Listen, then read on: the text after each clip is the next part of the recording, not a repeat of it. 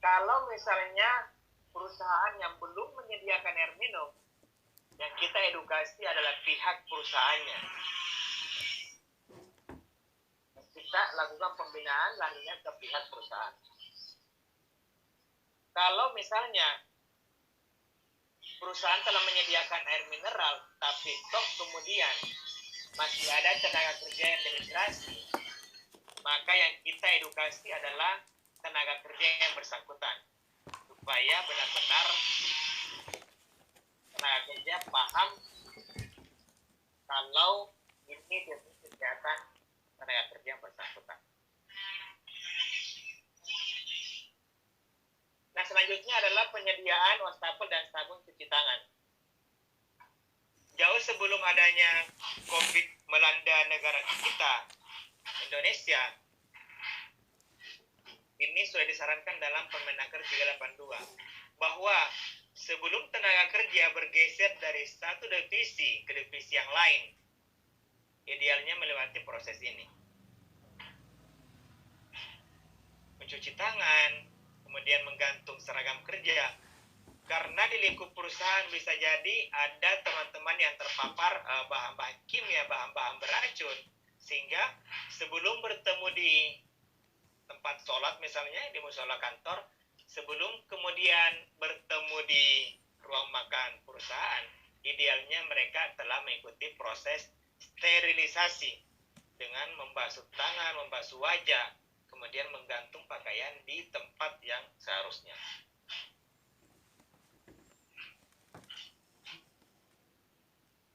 Selanjutnya adalah perusahaan menyediakan kantin atau ruang makan. Terkait kantin dan ruang makan, untuk perusahaan yang berlokasi di gedung itu gampang dalam proses pelaksanaannya. Nah, bagaimana dengan perusahaan konstruksi? Bagaimana dengan perusahaan tambang? Ini perusahaan-perusahaan terkait, idealnya ada home living yang disewa, atau ada rumah warga yang disewa, atau ada container box, atau ada tempat yang layak. Ada proses cuci tangan sebelum tenaga kerja mengkonsumsi makanan yang dia bawa. Entah perusahaan yang menyediakan makanan, ataukah kemudian tenaga kerja yang bawa bekal sendiri. Ketersediaan ruang makan ini wajib difasilitasi oleh pihak perusahaan. Sehingga apa? Kondisi kesehatan tenaga kerja benar-benar kondusif,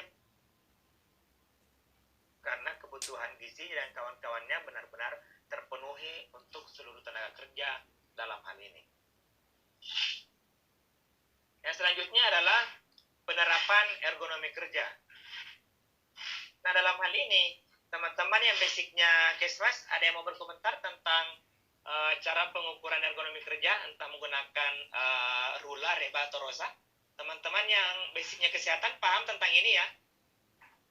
Yang SKM tadi, teman-teman?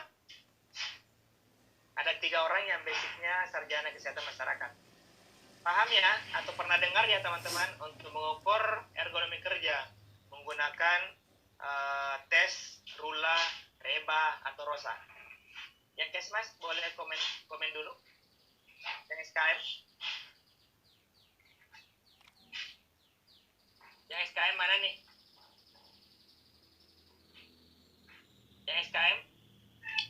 Iya, Pak. Oke, biasa dengar istilah ruler, reba, dengan rosa ya? Biasa ya? Nah, pengukuran tersebut yang dilakukan di lingkup perusahaan untuk mengetahui apakah pola kerja yang dilakukan oleh perusahaan ini sudah sesuai dengan standar ergonomi kerja yang seharusnya. Sehingga kalau tidak sesuai, wajib dilakukan perubahan. Nah, di era kekinian ini, sejak terbentuknya Perhimpunan Ergonomi Indonesia, ini lebih memudahkan proses pengukuran cara kerja tenaga kerja. Hampir di seluruh provinsi sudah terbentuk Perhimpunan Ergonomi Indonesia. Karena apa? Banyak sekali tenaga kerja yang PAK-nya atau penyakit akibat kerjanya bersumber dari ergonomi kerja yang tidak sesuai dengan standar yang ada. Sehingga standar SNI sudah ada untuk lebih memudahkan perhitungan pola atau cara kerja yang tidak sesuai standar ergonomi kerja. perusahaan kalau melihat cara kerja yang tidak sesuai. Supaya meyakinkan hasilnya, teman-teman boleh berkoordinasi dengan Balai Besar K3 setempat atau Balai K3 di provinsi teman-teman bekerja di perusahaan yang mana, lokus dari perusahaannya, supaya hasil dari pemeriksaan yang ada atau LHP, laporan hasil pemeriksaan dari balai misalnya, itulah yang menjadi rujukan teman-teman untuk merubah pola kerja yang tidak sesuai. Tapi kalau melalui pengamatan saja teman-teman sudah melihat terlalu menunduk nih misalnya, terlalu miring nih cara mengangkatnya, itu teman-teman bisa lakukan sendiri tanpa dilakukan pemeriksaan ergonomi kerja untuk pola kerja di lingkungan perusahaan. Yang selanjutnya adalah penyediaan fasilitas olahraga atau rekreasi. Dalam hal ini kalau misalnya perusahaan tidak bisa menyediakan fasilitas olahraga, ini bisa dibawa keluar dari perusahaan dalam bentuk rekreasi.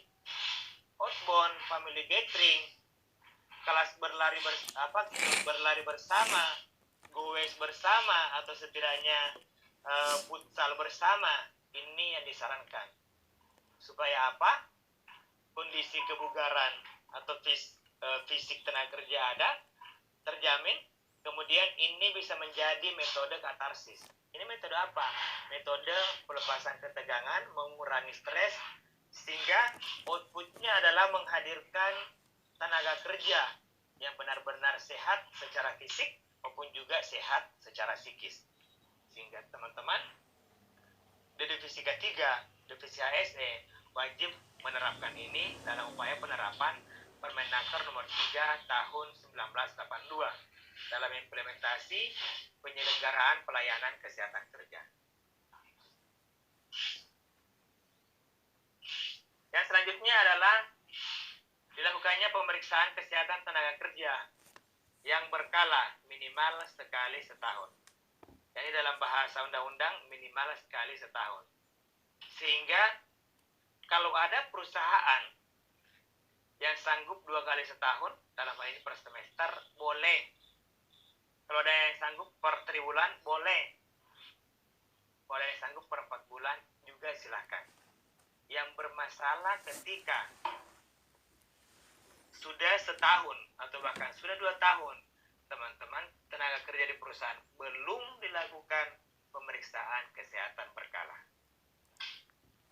Jadi ini teman-teman sifatnya harus dilakukan di perusahaan.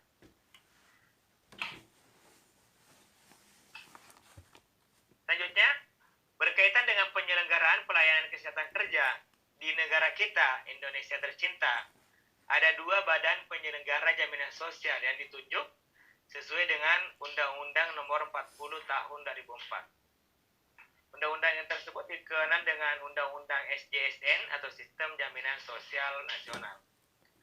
Nah, dalam penerapannya, tenaga kerja wajib menjadi peserta dari kedua badan penyelenggara, baik BPJS Kesehatan maupun BPJS Ketenagakerjaan. Sehingga pelindungan kesehatan dan pengobatan, kemudian penanganan kecelakaan kerja, ini bisa benar-benar melindungi seluruh tenaga kerja dalam wilayah NKRI. Sehingga harus terlaksana penerapan Undang-Undang Nomor 40 Tahun 2004, Undang-Undang Sistem Jaminan Sosial Nasional. Teman-teman, untuk materi pertama saya pikir rampung. Masih ada 1 materi yang wajib rampung sebelum